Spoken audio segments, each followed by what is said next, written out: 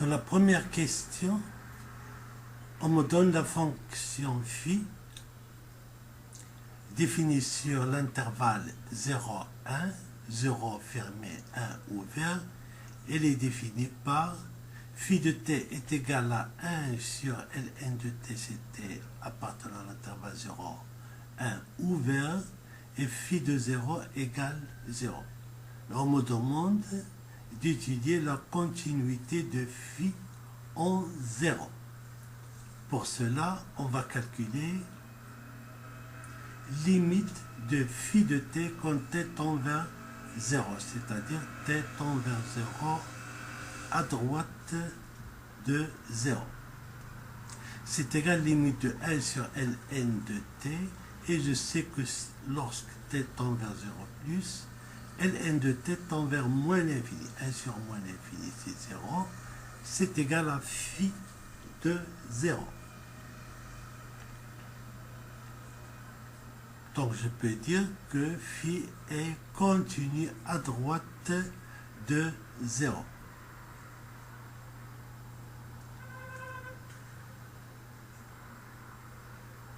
Phi est continu sur l'intervalle 0, 1, 0 fermé, parce que la fonction phi de t est égale à 1 sur ln de t, elle est continue sur l'intervalle 0, 1 ouvert, parce que ici phi de t se présente comme l'inverse de la fonction logarithme. La fonction logarithme est une fonction qui est continue sur l'intervalle 0, 1 ouvert.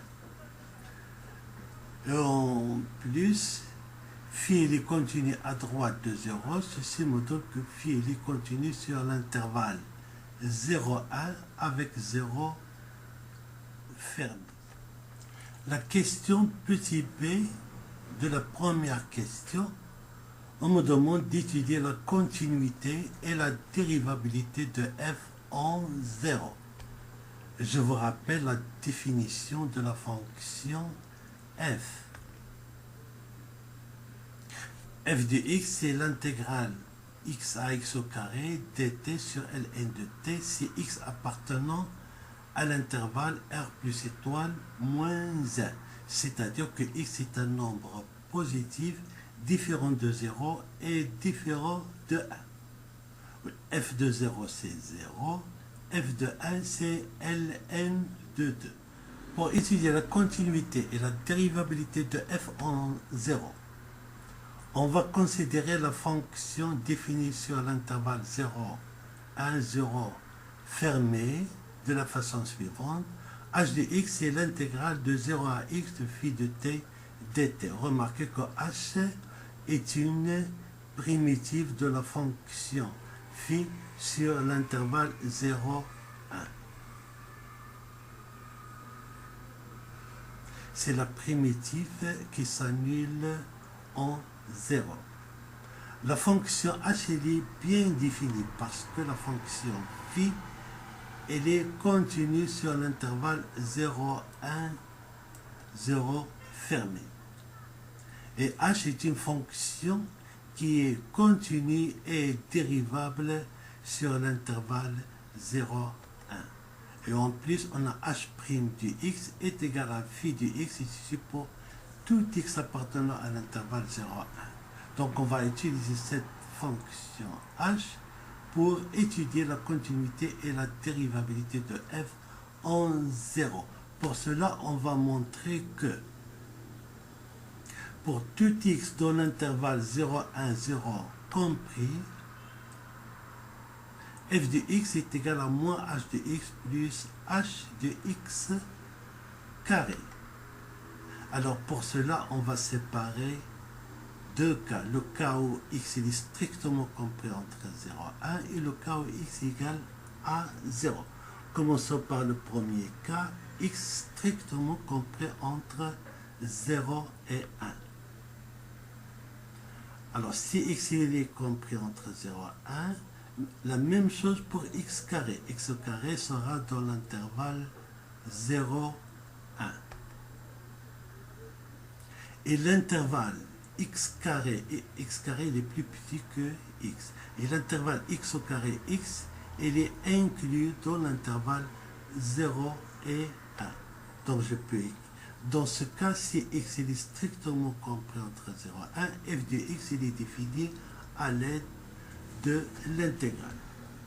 Donc f de x c'est l'intégrale de x à x au carré dt sur ln t. Je peux remplacer 1 sur ln t par phi de t, puisque l'intervalle x carré x il est inclus dans l'intervalle 0 et 1. Donc je vais utiliser la relation de Charles, je fais introduire 0, ça me donne, c'est l'intégrale x à 0 phi de t dt, 0 à x phi de t dt. Phi, il est bien défini dans l'intervalle x, dans l'intervalle 0x. Et la même chose, il est bien défini sur l'intervalle 0x au carré, puisque x et x au carré sont dans l'intervalle 0 à 1. Alors de là, ça c'est moins h de x, et ça c'est h de x carré. Voilà, on a montré que f de x est égal à moins h de x plus h de x au carré si x il est strictement compris entre 0 et 1. Maintenant, il me reste le cas où x est égal à 0. Kx égale à 0. Donc, je calcule moins h de 0 plus h de 0 au carré. Je sais que h de 0 est égal à 0. Puisque h de x, c'est l'intégrale 0 à x de phi de t dt. Lorsque je remplace par 0, ça me donne, c'est l'intégrale de 0 à 0, phi de t dt est égal à 0. Et si je remplace ici par 0, ça me donne égal à 0, c'est égal à f de 0. N'oubliez pas dans la définition de f de 0, c'est 0. Donc je peux conclure que pour tout x maintenant appartenant à l'intervalle 0, 1, 0 compris, f de x est égal à moins h de x plus h de x carré. Et n'oubliez pas que la fonction h, elle est continue et dérivable sur l'intervalle 0 fermé, 1 ouvert. Donc je peux conclure que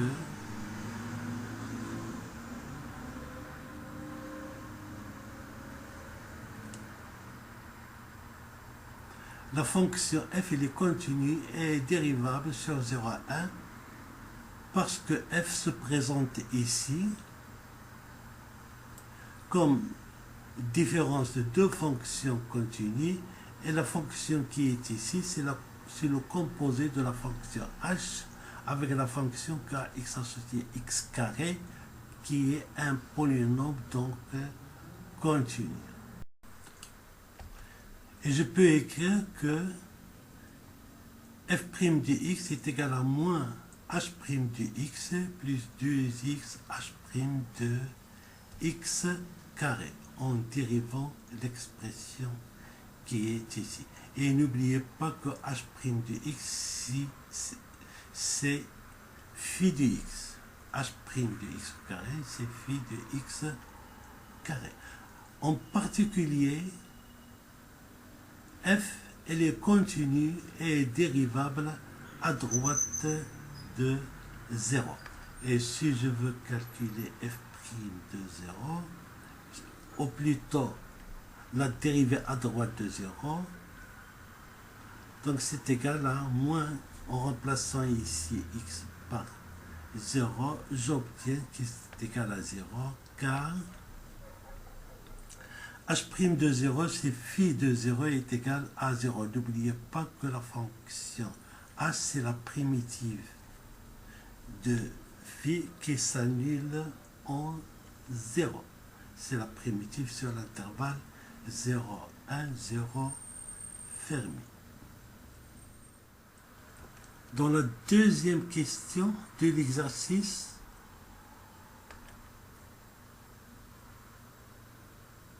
On me donne la fonction psi définie de la façon suivante. Psi de t est égal à 1 sur t ln de t moins 1 sur ln de t si t appartenant à l'intervalle, si t appartenant à l'ensemble R plus étoile moins S, c'est-à-dire que t est un nombre positif différent de 0 et différent de 1. Et psi de 1 est égal à moins 1.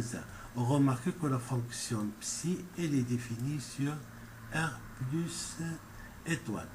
Et on me demande de montrer que psi est continu en 1. Alors pour cela, on va calculer limite de psi de t lorsque t tend vers 1. Voilà, je remplace psi de t. Après calcul, donc c'est égal à la limite quand t tend vers 1 de 1 sur t, 1 moins t sur ln de t. La limite qui est ici, c'est une limite usuelle. Et lorsque t tend vers 1, ça tend vers moins 1. Et 1 sur 1 multiplié par moins 1, ça donne moins 1. Et c'est égal à psi de 1. Donc je peux conclure que psi, il est continu en 1. Et en plus, psi, il est continu sur R plus étoile. Parce que ailleurs que 1, la fonction psi, elle est définie de la façon suivante, 1 sur t ln de t moins 1 sur ln de t. La fonction qui est ici, c'est l'inverse de la fonction logarithme, donc c'est une fonction continue. Et ça, c'est l'inverse de la fonction logarithme multipliée par une fonction rationnelle qui est 1 sur t. Donc le produit sera une fonction continue. Enfin, la différence de fonction continue est une fonction continue. Donc je peux conclure que psi, il est continu sur R plus étoile, c'est-à-dire sur son domaine de définition. Maintenant, la question petit b de deuxième question. On pose g de x, c'est l'intégrale x à x au carré psi de t dt. On me demande de montrer que pour tout x appartenant à R plus étoile, f de x est égal à ln de 2 moins g de x. Alors de la même façon comme on a fait auparavant, on va séparer les cas.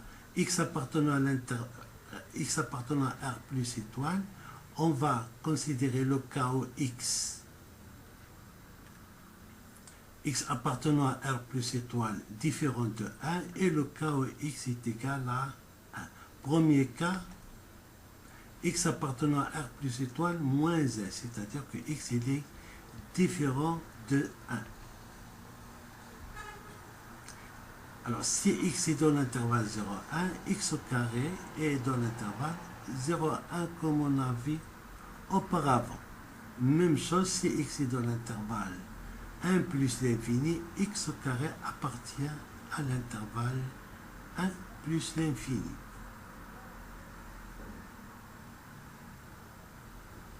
Alors dans tous les cas, les valeurs 0 et 1 n'appartiennent pas à l'intervalle x au carré, x ou x au carré, ça dépend si x est dans l'intervalle 0, 1 ou x dans l'intervalle 1 plus l'infini. De toute façon, l'intervalle x carré ne contient pas 0 et ne contient pas 1.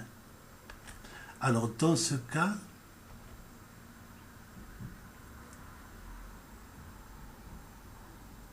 g de x qui est égal à l'intégrale x à x au carré psi de t dt est égal à l'intégrale de x à x au carré 1 sur t ln de t moins 1 sur ln de t dt.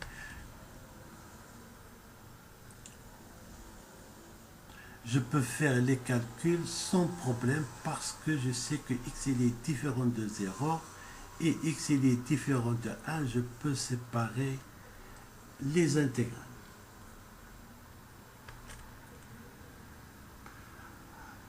Et si je sépare, ça me donne, ça c'est l'intégrale x à x au carré 1 sur t ln de t dt moins l'intégrale de x à x au carré 1 sur ln de t dt. Le premier intégral se présente sous la forme du u' sur u, avec u c'est logarithme. Donc la primitive, une primitive de 1 sur t ln de t, c'est ln de t, pris entre les bornes x et x au carré. Et je reconnais ici, ça c'est f du x. Ceci me donne que L est égal à ln de 2 moins f du x. Alors ça c'est le cas où x il est appartient à R étoile plus et x il est différent de 1. Donc on a bien f de x est égal à ln de 2 moins g. Maintenant le cas où x égale 1, je calcule ln de 2 moins g de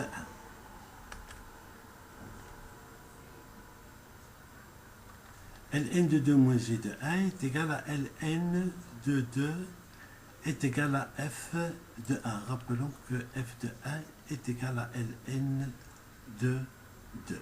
Et g de 1, c'est l'intégrale de a. G de x, c'est l'intégrale x à x au carré psi de t dt. Et si je remplace x par 1, ça me donne g de 1 est égal à l'intégrale de a à 1 psi de t dt est égal à 0. Et n'oubliez pas que la fonction psi, elle est continue sur R plus étoile.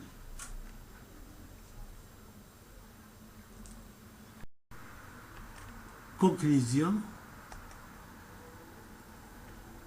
Alors pour tout x strictement supérieur à 0, on a f de x est égal à ln de 2 moins g de x.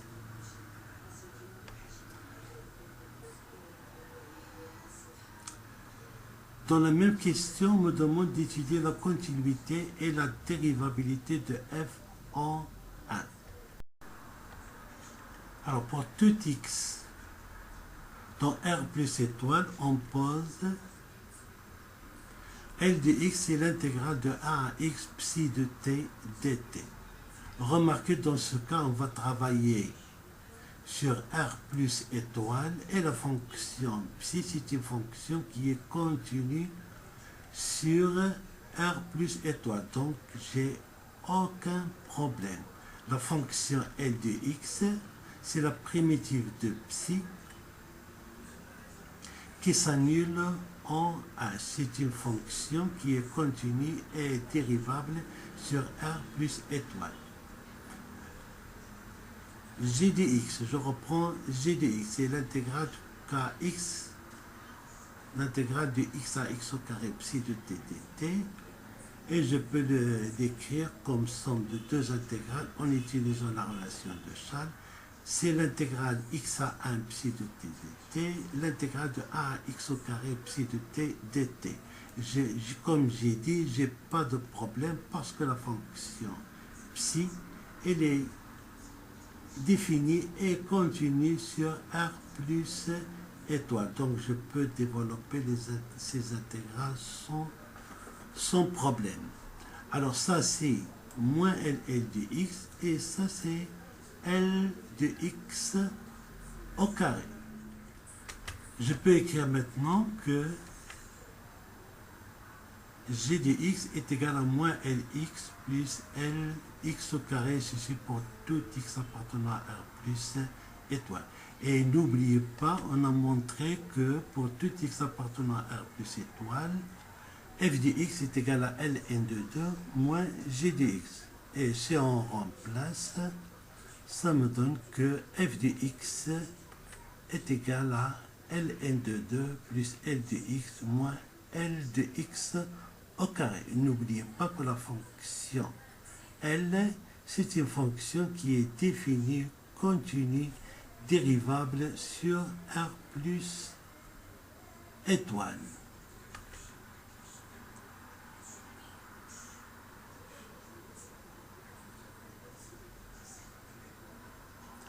Et de là, je peux dire que f est une fonction qui est continue et dérivable sur R plus étoile, parce que f se présente comme somme de fonctions qui sont continues. La fonction Ln de 2 c'est une fonction constante et fonction continue. L de x est une fonction, on a montré qu'elle est continue sur R plus étoile. Là c'est la fonction L composée avec la fonction x associée x au carré. C'est un polynôme, donc continu. Conclusion, f elle est continue et dérivable sur R plus étoile. En particulier, elle est continue et dérivable en la valeur x est égal à 1 parce que 1 il est dans l'intervalle R plus étoile. Et n'oubliez pas, on a vu dans la première question que f elle est continue à droite, elle est continue et dérivable à droite de 0. Donc je peux maintenant écrire que la fonction f est continue et dérivable sur R+, le domaine de définition de la fonction f. La troisième question, petit a. On me demande de calculer f' de x pour x appartenant R plus étoile. Alors je sais que pour tout x appartenant à R plus étoile, f de x peut s'écrire ln de 2 plus L de x moins L de x carré. Alors maintenant je passe à la dérivée. f' de x, dérivée de ln de 2 c'est 0, est égal à L' de x, et si je dérive ici sur le composé, est égal à moins 2x, L' de x au carré. N'oubliez pas que la dérivée de L, c'est la fonction psi. Et ceci pour tout x appartenant à R plus étoile. Donc c'est égal à psi de x moins 2x psi de x carré.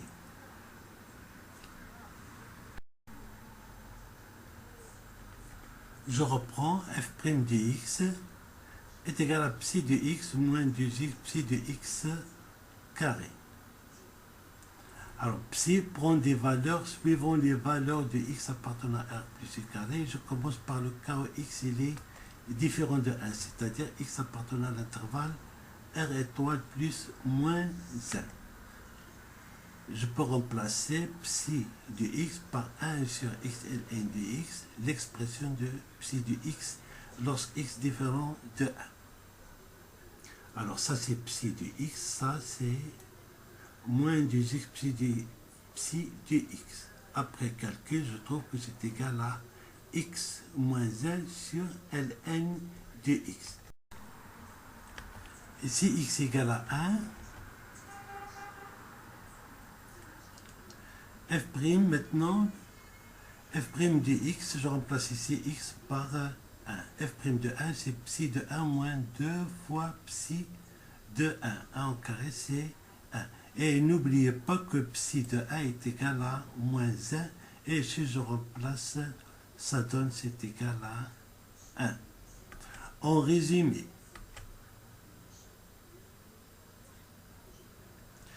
f' de x, c'est x appartenant à R plus étoile moins 1. f' de x est égal à x moins 1 sur ln de x. Et on a vu que si x est égal à 1, f' c'est 1.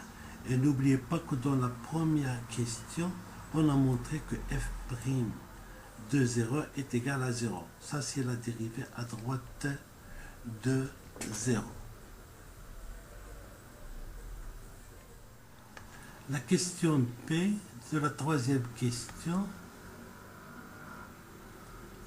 montrer que pour x strictement supérieur à 1, f de x est supérieur ou égal x au carré moins x sur ln de x. Alors, quel que soit x strictement supérieur à 0, f de x s'écrit l'intégrale x à x au carré dt dt. X, il est bien différent de 0 et différent de 1, donc f de x s'écrit sous forme d'intégrale.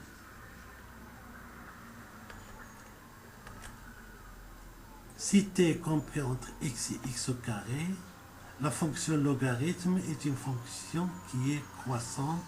L'inverse de la fonction logarithme est une fonction qui est décroissante. Donc 1 sur ln de t est compris entre 1 sur ln de x au carré et ln de x. Donc je peux minorer 1 sur ln de t, je peux les minorer par 1 sur ln de x au carré. Ln de x au carré, c'est 2 fois ln de x. Donc je peux écrire que f de x, c'est l'intégrale x au carré, on a minoré par 2 ln, 1 sur 2 ln de x. Alors, le x ne dépend pas de t, on peut le faire sortir de l'intégrale. Donc ça me donne 1 sur 2 ln de x, l'intégrale x à x au carré dt. Alors ici, une primitive de 1, c'est t. T pris entre les bornes x au carré. Si je fais le calcul, je trouve que c'est égal x au carré moins x sur 2 ln de x.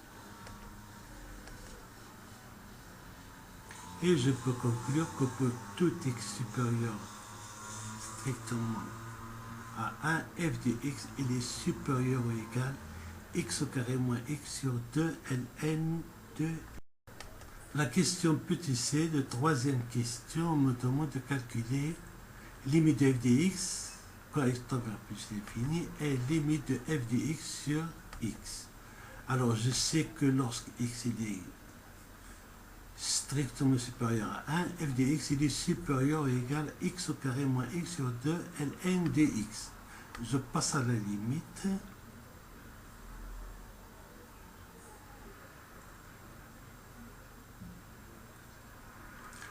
Alors, si je calcule la limite de cette expression, quand x tend vers plus l'infini, je peux l'écrire sous cette forme. X sur ln de x tend vers plus l'infini. Ici, ça, c'est plus l'infini. Plus l'infini, ça me donne plus l'infini. Donc, limite de f de x, quand x tend vers plus l'infini, est égal plus l'infini. Alors, même chose pour limite de f de x sur x.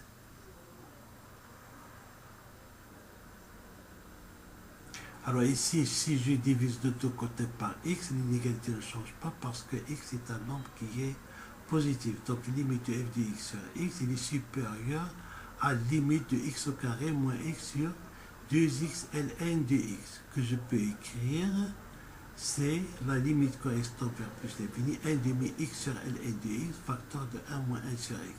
Alors ça tend vers plus l'infini, ça c'est 1, ça me donne enfin plus l'infini. La conclusion,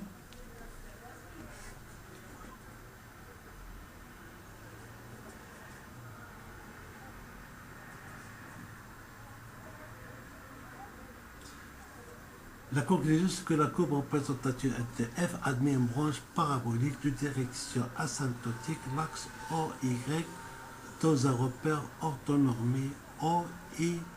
La quatrième question de l'exercice. Étudier les variations de la fonction f et construire une représentation graphique. Je vous rappelle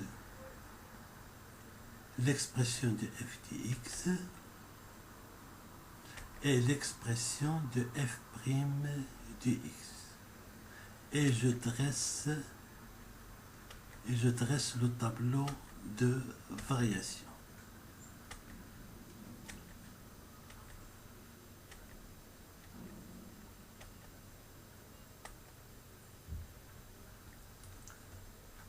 Alors, si on étudie les signes de f' de x, on a vu que f' de x est égal à x moins 1 sur ln de x, si x appartient à R plus étoile moins s, c'est-à-dire x différent de 0 et x différent de 1. Le signe de x moins 1 et le signe de ln de x, c'est le même. X moins 1 et ln de x ont même ici. Donc le rapport il est toujours positif. La fonction monte de 0 jusqu'à plus l'infini. On a vu que limite de f de x, quand x tend vers plus l'infini, est égal à plus l'infini. Maintenant, la représentation graphique, je place un repère autonomé, je place les points particuliers, l'image de 1 c'est ln de 2. On a vu que la fonction f de 0, l'image de 0 c'est 0. Et la courbe admet une branche parabolique de direction asymptotique, l'axe OY. La fonction, vous voyez bien qu'il est continu et dérivable au point d'abscisse 1. La dérivée en 0, c'est 0, donc elle admet une demi-tangente horizontale. Et ça, c'est la courbe de la fonction f.